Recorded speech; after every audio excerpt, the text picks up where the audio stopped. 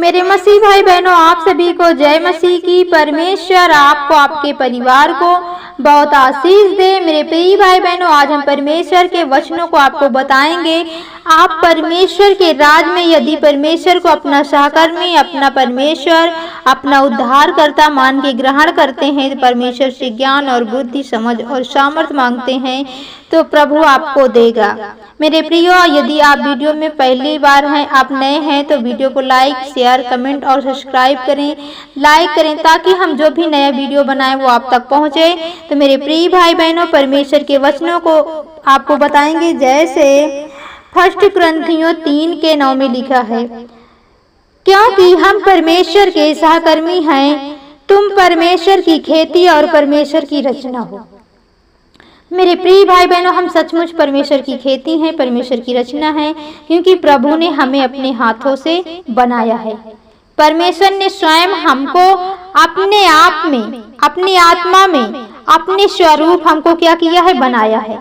जो आज हम चलते फिरते हैं और परमेश्वर के रूप के अनुसार हम आज जिंदा जीवित पवित्र मंदिर हैं।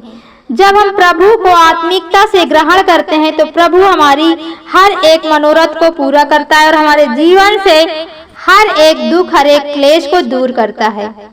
और इसी का 10 पढ़ेंगे। परमेश्वर के उस अनुग्रह के अनुसार जो मुझे दिया गया है, मैंने बुद्धिमान राजमिस्त्री के समान नींव डाली और दूसरा उस पर रखता है। यानी अब हम परमेश्वर के ज्ञान को किसी को बताते हैं, किसी को शिक्षा देते हैं और वो किसी दूसरे के यहाँ जाने लगता है, या उस जगह कोई दूसरा आके बोलता है ये मेरी नींव है।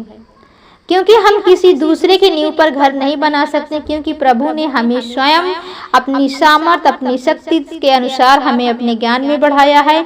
तो हम अपनी नींव वहीं डालें जहाँ हमारे द्वारा बीज डाला गया।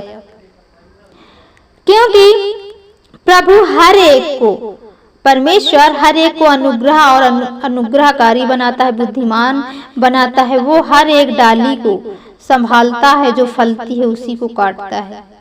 मेरे प्रियो, यदि हम परमेश्वर के वचन के अनुसार चलते हैं, परमेश्वर की शिक्षा के अनुसार विश्वास करते हैं, क्योंकि इसी का 11 पढ़ेंगे, क्योंकि उसने नींव की छोड़ जो पड़ी और वह यीशु मसीह की कोई दूसरी नींव नहीं डाल सकता। जैसे कि आज हम परमेश्वर के ज्ञान को किसी भाई के द्वारा हम जाने हैं, सच्चाई को प्राप्त किए हैं, तो वहाँ कोई दूसरा हमें ज्ञान बताए तो क्या वो ज्ञान हमें, क्योंकि वो ज्ञान हमारे पास पहले से है, तो हम उस ज्ञान को जो हमें दूसरा बताएगा उसके ज्ञान को हम यही बताएंगे कि हमें ये ज्ञान पहले से प्रभु ने उस भाई के द्वारा, उस बहन के द्वारा दे चुके हैं। क्योंकि कोई यदि घर बनाता है, तो जब वो घर बनाता है तो उस घर में वो अच्छी सीमेंट, अच्छी बारू, यानी वो सच्चे ईमान के साथ, पूरे विश्वास के साथ घर बनाता है कि ताकि ये घर जल्दी नष्ट ना हो। उसी प्रकार जब हम कोई भी तैयारी करते हैं या घर बनाते हैं तो उसमें बहुत अच्छा और कीमती वस्तु लगाते हैं ताकि हमारा घर नष्ट ना हो। उसी प्रकार जब हम परमेश्वर के वचन को सच्चे मन से पढ़ते हैं और उसे गंभीरता से लेते हैं, तो हम आत्मिकता में बढ़ते हैं और हमारी जो नींव होती है वो परमेश्वर के पवित्र आत्मा पे सदा टिकी रहती है और हमारी नींव परमेश्वर की पवित्रताई से पड़ती है।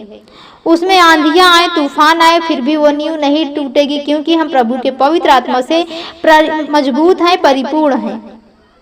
यदि हमारा विश्वास वहीं पर कमजोर है, असहाय है, बेबस है, तो हम वो घर आंधी और तूफान से टकराएगा और वो टूट जाएगा, गिर जाएगा।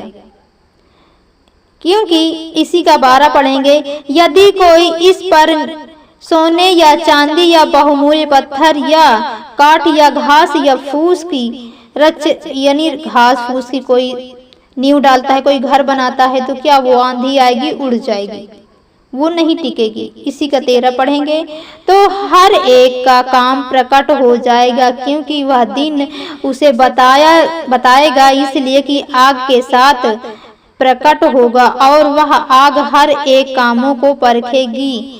मेरे प्रिय भाई बहनों, जब हम परमेश्वर के वचन को ग्रहण करते हैं, विश्वास करते हैं, सच्चाई के साथ चलते हैं, तो हमारे जीवन में कोई भी दुख, कोई भी मुसीबत नहीं आती।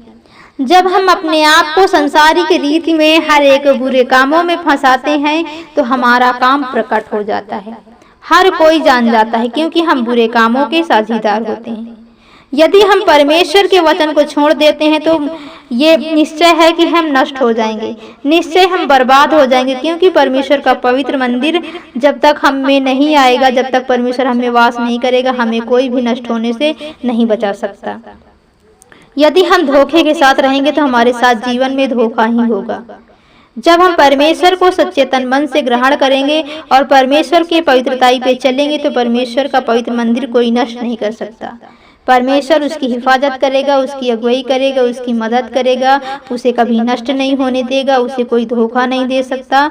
परमेश्वर अपनी सामर्थ्य से उसके निकट हमेशा हर पल हर घड़ी बना रहता है, उसके परिवार की रक्षा करता है, उसके घरों की रक्षा करता है, उनके कामों में आशीष देता है, उनके भंडारों में सदा हर एक वस्तु भरा रहता है।